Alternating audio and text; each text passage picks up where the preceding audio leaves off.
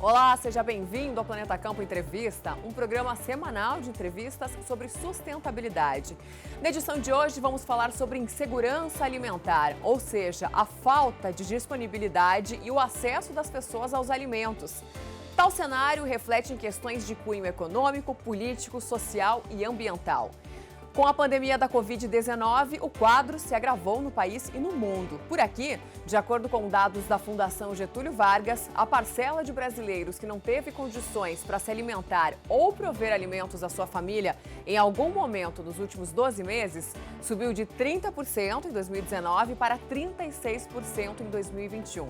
Sobre isso, nós vamos conversar com o Lucas Ribeiro, que é gerente de sustentabilidade da Associação Brasileira do Agronegócio e é também co-líder do Fórum de Diálogo Agropecuária e Silvicultura da Coalizão Brasil Clima, Florestas e Agricultura.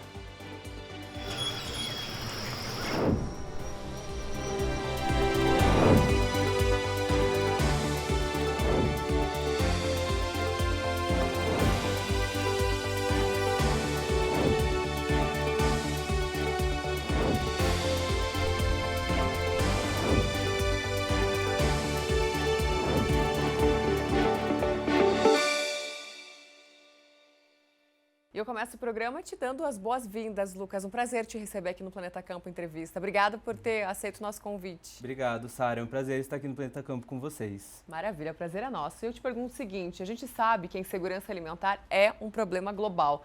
Quais são os principais fatores que acarretam nisso, considerando que existe uma produção de alimentos muito grande? Legal, Sara. Eu acho importante a gente começar essa conversa delimitando que a insegurança alimentar é um problema realmente global, né? Ela não está só presente aqui no Brasil, mas é uma questão internacional, um problema internacional que estamos enfrentando e existe desde antes ainda da pandemia, desse cenário de geopolítica que a gente está vivendo, né? Começou ainda quando as instituições internacionais foram sendo enfraquecidas, como aconteceu na Organização Mundial do Comércio, entre outros órgãos ali internacionais que foram tendo suas estruturações enfraquecidas e foram acarretando esse cenário.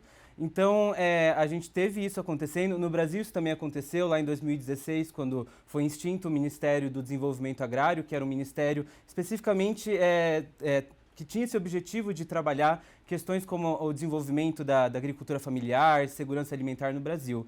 E aí teve essa desestruturação de cadeias internacionais e também tivemos algumas crises em alguns países, né, chave aí para a cadeia do agronegócio e também alguns encarecimentos de commodities, né, como foi acontecendo com o preço do petróleo, o câmbio também, o dólar sendo cada vez mais alto, foi dificultando o mercado e aí veio a pandemia, né, a Covid, todo o cenário que se acarretou por conta da pandemia.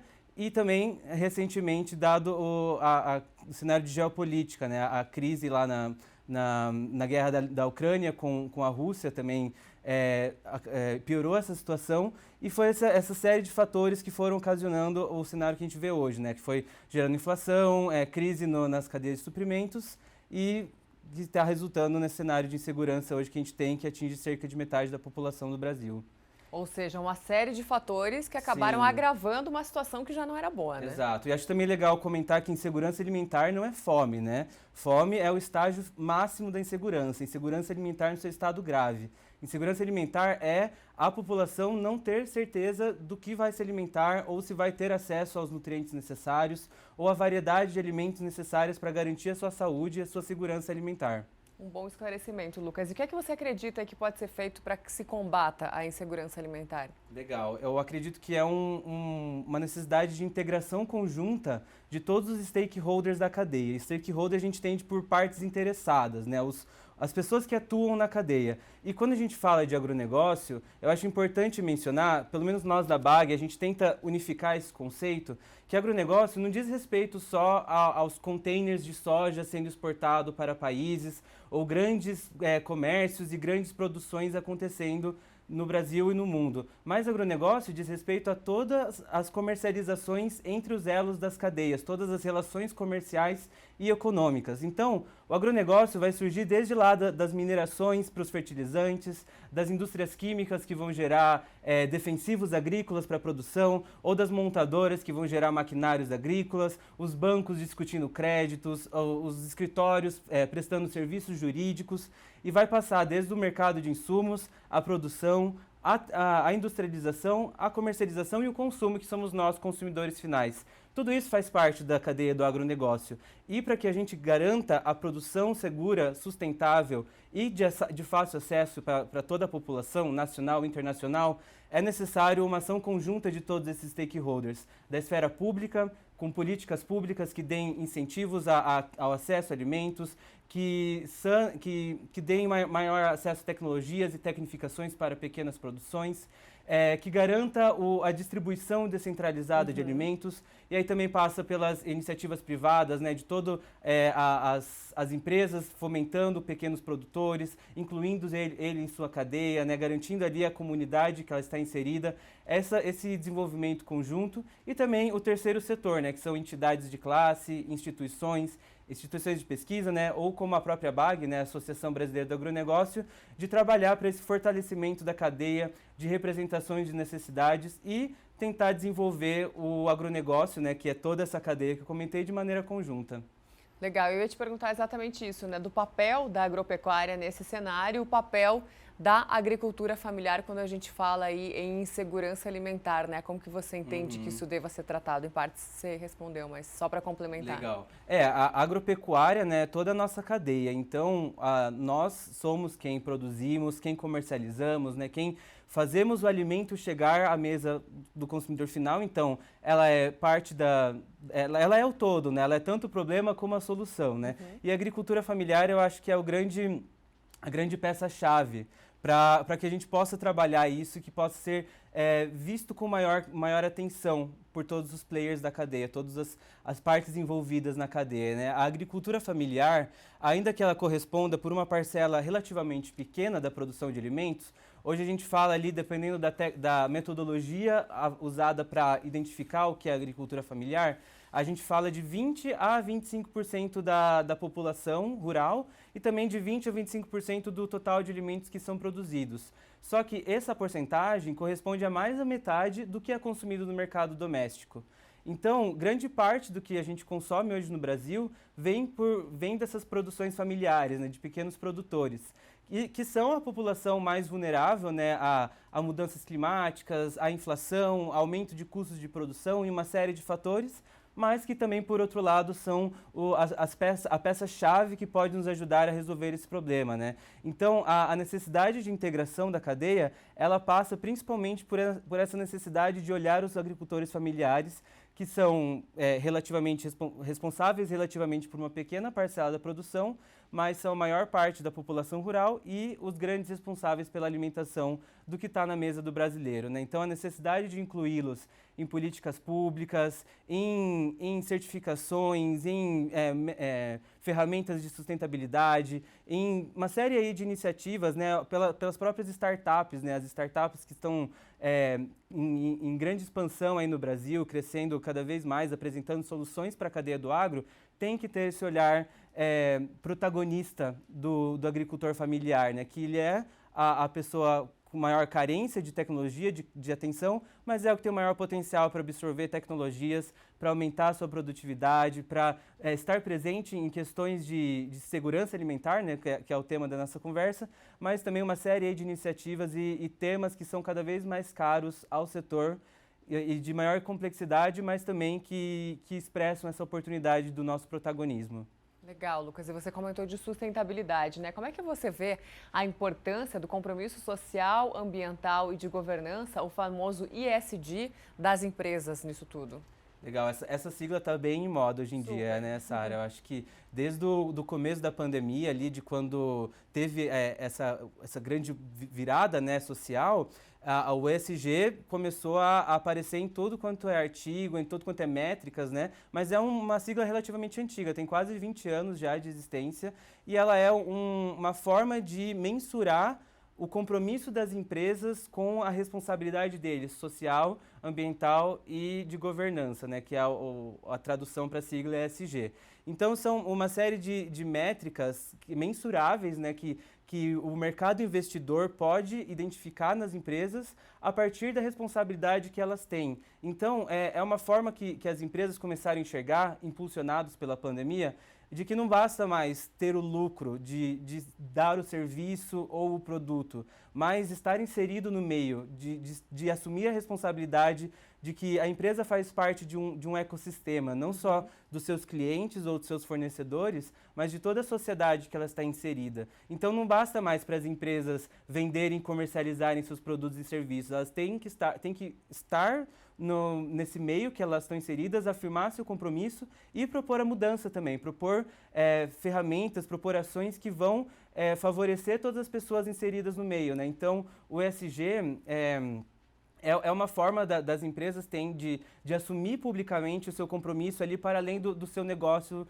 original. Então, as empresas fomentarem ali a produção de pequenos agricultores, incluí-los na cadeia, garantir que eles tenham acesso a políticas públicas, que eles tenham acesso a ferramentas que vão garantir a sustentabilidade de sua produção.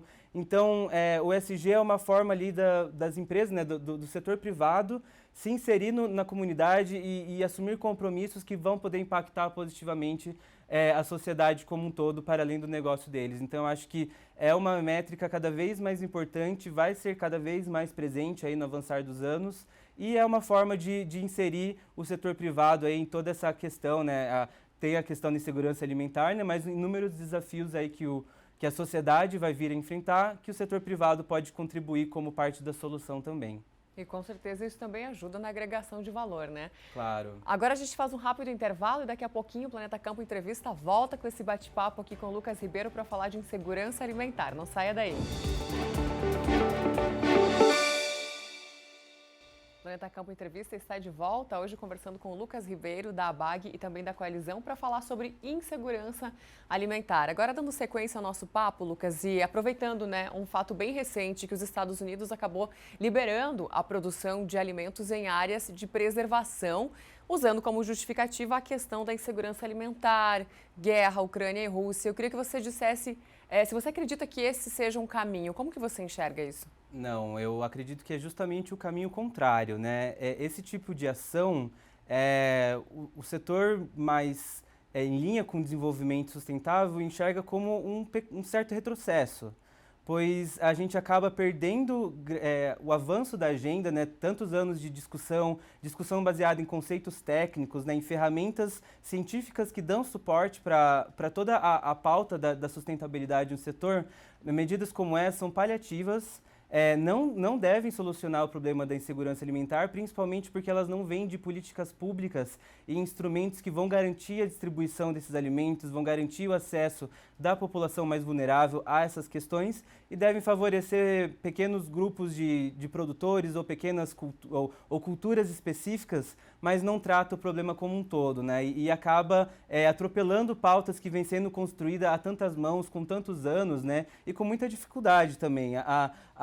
O mercado demorou tanto para enxergar que a preservação ambiental é uma oportunidade de negócio, é uma oportunidade de resposta às mudanças climáticas e é uma oportunidade de colocar o agronegócio como protagonista nesse cenário de mudanças climáticas que vemos enfrentando. Então, eu acho que é uma medida que não deve vir a resolver a insegurança alimentar propriamente dita, vai favorecer uma pequena parcela da população ali, alguns produtores, algumas culturas específicas, e não resolve a questão. Então, eu acho que o caminho é justamente o contrário. O caminho é justamente fortalecer instituições que vão garantir essa distribuição efetiva de alimentos e vão colocar o produtor rural como protagonista no combate às mudanças climáticas, combate à insegurança alimentar, entre outros desafios aí do setor. Lucas, outra pergunta é sobre a implementação de cooperativas e associações. Você acredita que isso possa auxiliar no combate a esse problema? Com certeza. As organizações de terceiro setor são de extrema importância para contribuir com essa estruturação da cadeia. E cooperativas, associações, alguns sindicatos rurais, eles têm um papel-chave que é de congregar produtores rurais em áreas mais distantes, produtores rurais com menos capital para poder investir na propriedade e fornecer a eles tecnologias, informações, enfim, todo um aparato técnico para garantir essa produção. Então, o trabalho das cooperativas, né, da própria OCB, outras entidades, né, além da ABAG, temos inúmeras ali no campo, sindicatos rurais também têm esse papel-chave de levar informação para o produtor, de levar tecnologias, tecnificação e integrá-lo à cadeia, trazê-lo para a comercialização mais justa, para a integração de sua propriedade com produção de outros alimentos, entre uma série de soluções que esse tipo de organização social é de extrema importância para o agronegócio brasileiro.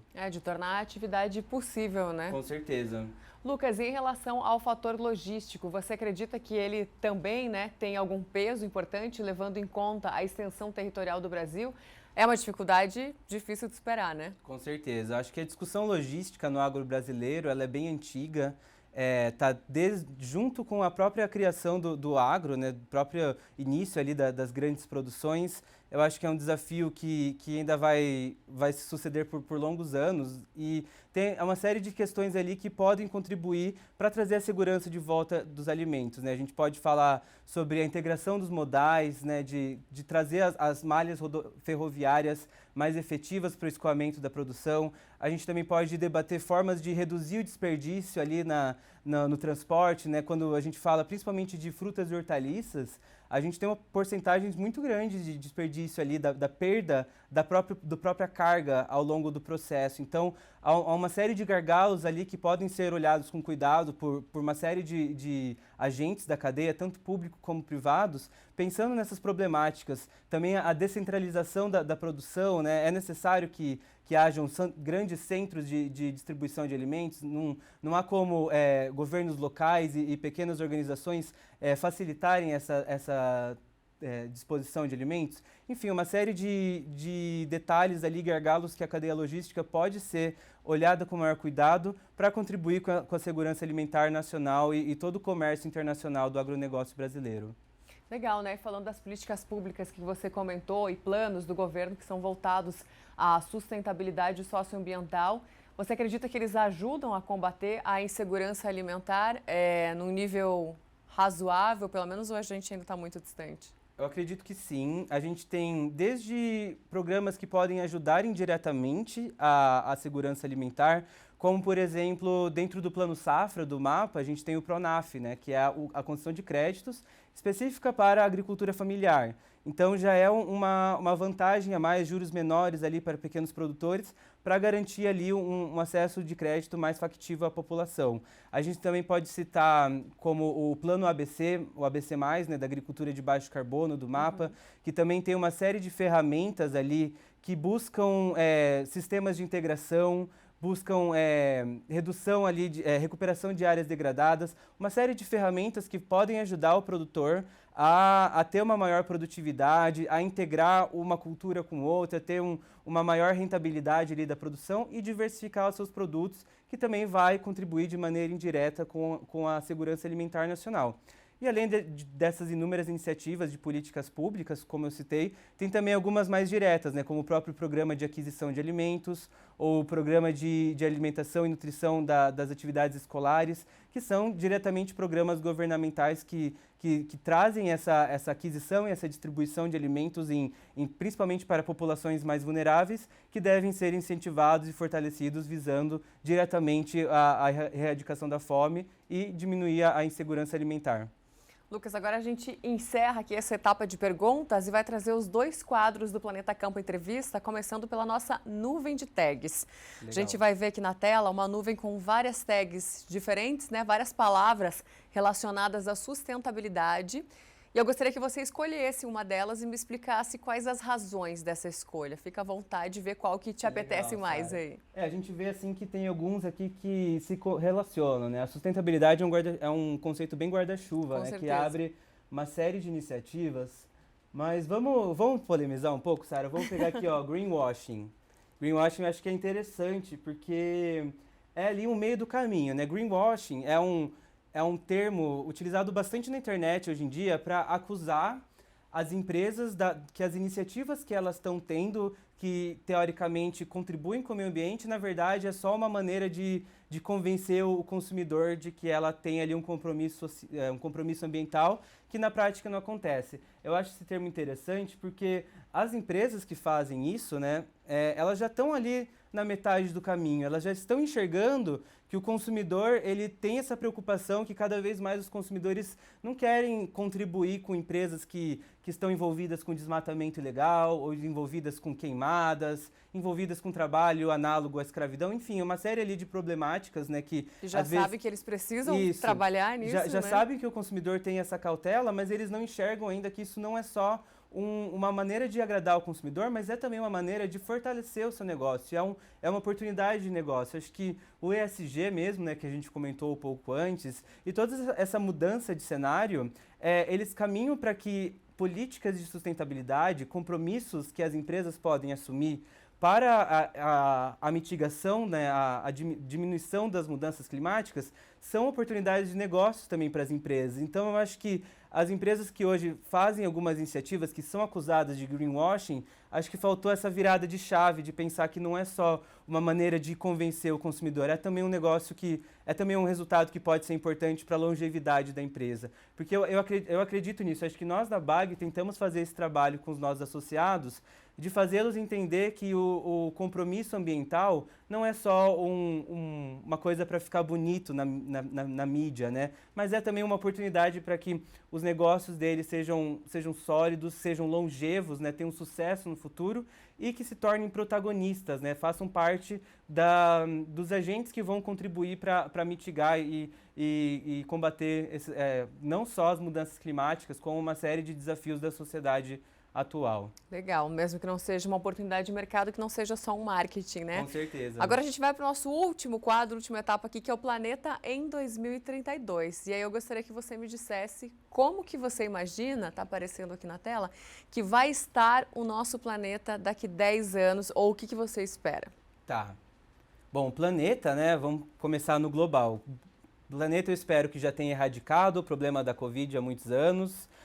Tenham sanado não só o conflito geopolítico da guerra na Ucrânia, mas também qualquer outros conflitos que já tenham sido expostos, né, que já tenham sido superados até 2032, que a questão da insegurança alimentar tenha sido erradicada, eu acho que é um pouco difícil de chegar, mas que tenha sido melhor controlada, né, que as pessoas tenham maior acesso aos alimentos, que as áreas de preservação sejam respeitadas, sejam ampliadas também.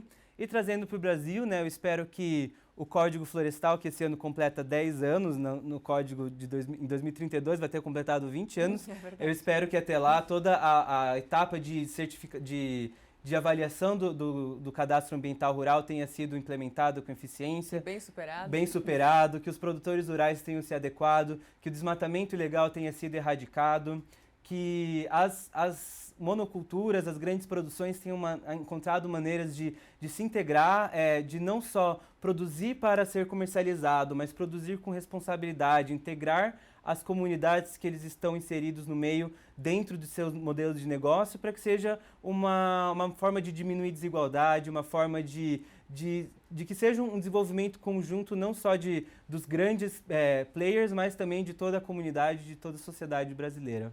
Legal. Lucas Ribeiro, ele que é gerente de sustentabilidade da ABAG e é também co-líder do Fórum de Diálogo Agropecuária e Silvicultura da Coalizão Brasil Clima, Florestas e Agricultura. Muito obrigada pela sua participação aqui no Planeta Campo Entrevista, viu? Muito obrigado, Sara, que agradeço a disponibilidade.